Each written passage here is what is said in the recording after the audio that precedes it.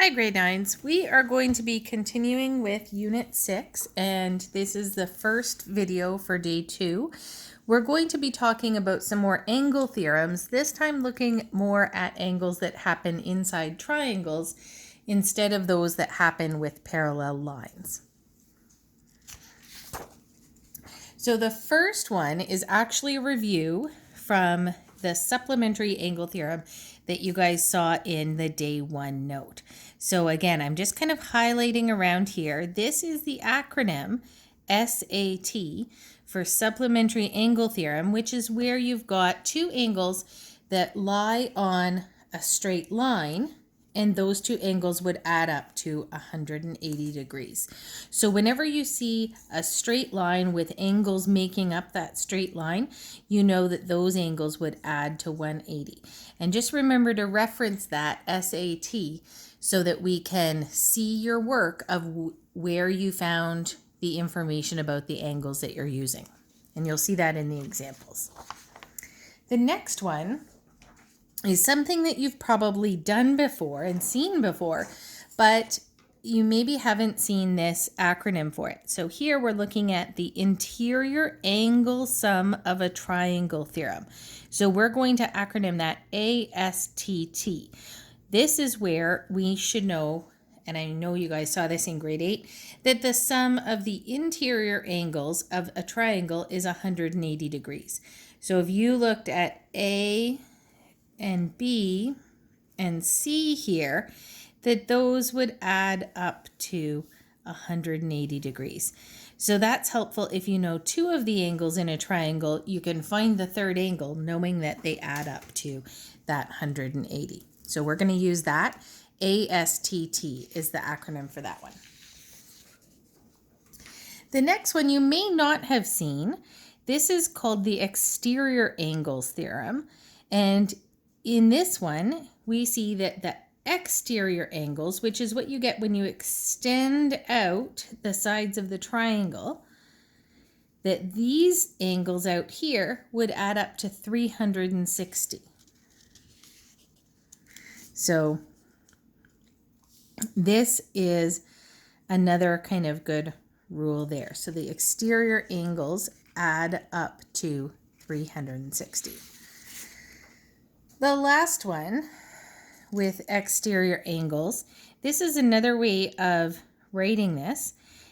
Because we know that they add up to 360, we can kind of combine the last two theorems and get the exterior angle theorem, which tells us that the exterior angle here